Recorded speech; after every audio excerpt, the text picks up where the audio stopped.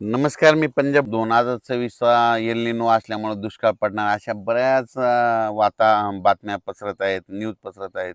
तर सर्व शेतकऱ्याला सांगू इच्छितो की 2026ला दुष्काळ म्हणजे कसं असतं की त्या खाली काहीच येत नसतं. दुष्काळ वगैरे काही पडणार नाही. तुम्हाला म्हणतो सांगू इच्छितो की यावर्षी चांगला पाऊस पडणार आहे. सरासरी इतका पडणार आहे, 550 ते 600 मिलीमीटर पडणार आहे. पिकं चांगली येणार आहेत, म्हणून ही सर्वप्रथम शेतकऱ्यासाठी आनंदाची बातमी. पण यावर्षी 2026ला आता परतीचा पाऊस जोरात पडणार आहे, म्हणून हे देखील सर्व शेतकऱ्यांना लक्षात यायचं. यावर्षी थोडाफार पाऊस कमी प्रमाणात आहे, पण पिकं मात्र चांगले येणार आहेत, म्हणून हे लक्षात यायचं. पण काय झालं, प्रसार माध्यमातून एल निनो बद्दल खूपच काही चर्चा चालू आहे.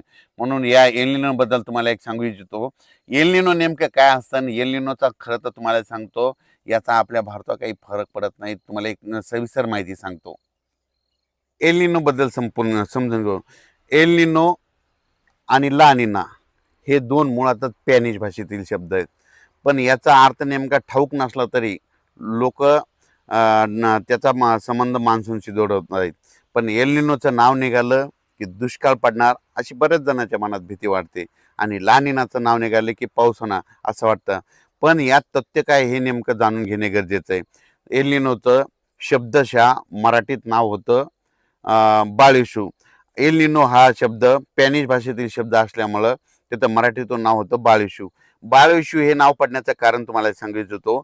एल निनो डिसेंबर महिन्यामध्ये उद्भवतो, आणि डिसेंबर महिन्यामध्ये नेमकं ख्रिसमसचा बाळिशूचा जन्म झाल्यामुळं त्याचं नाव पडलं बाळिशू, म्हणून एल निनो नाव पडलं.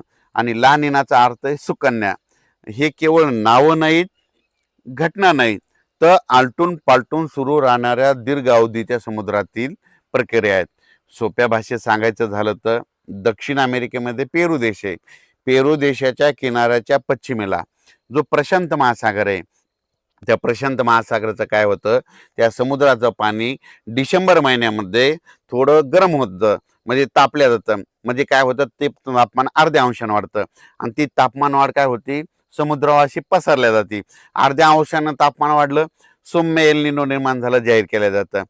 पण ते तापमान 2 अंशानं जर वाढलं तर अतितीव्र एल निनो निर्माण झालं जाहीर केलं जातं, आणि आपल्या इकडं दुष्काळ पडणार असं म्हणतात. पण तुम्हाला एक सांगू इच्छितो की ज्या ज्या एल निनो जो असतो ना, एल निनो कधी निर्माण होतो, डिसेंबर महिन्यामध्ये. पण त्याआधी आपल्या भारतामध्ये जून, जुलै, ऑगस्ट, सप्टेंबर, ऑक्टोबरमध्ये नैऋत्य मान्सून आधीच निघून गेलेला असतो. मग पुढच्या वर्षी एल निनो कसा राहील त्याचा आधी भाकीत मांडणं हेच सगळ्यात महत्त्वाचं चुकीचं आहे. तुम्हाला एक सांगू इच्छितो, आणि जे अंदाज व्यक्त करत असताना एल निनो आणि ला निना ह्या प्रक्रिया आहेत ना, दरवर्षी काय होतं, साधारणपणे 2-4 वर्षात कधीतरी आलटून पालटून निर्माण होता. पण काय झालं, परिस्थिती अनेक वर्षी प्रशांत महासागराचं तापमान सरासरी इतकं राहतं, मग एल निनो नसतं आणि ला निना बी नसतं.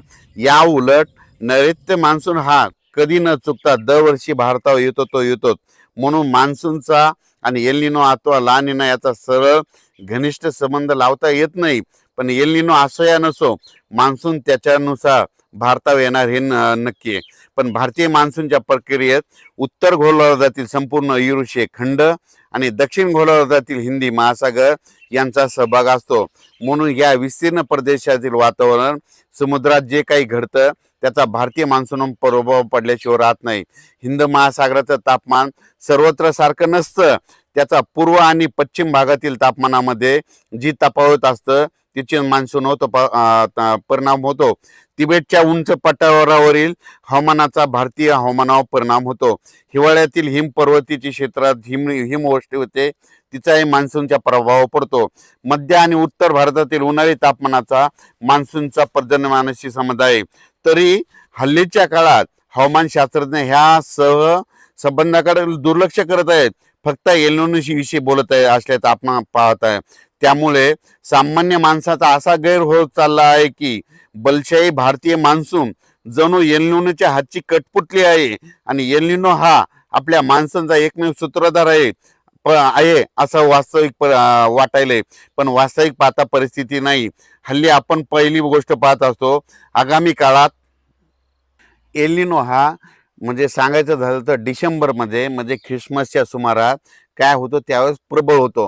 म्हणजे डिसेंबरमध्ये ज्यावेळेस एल निनो सक्रिय होतो, पण त्यावेळेस तुम्हाला सांगू इच्छितो आपल्या म्हणजे भारतावर नैऋत्य मान्सून आधीच येऊन गेलेला असतो आणि पुढच्या वर्षी एल निनो कसा राहील त्याचा आधी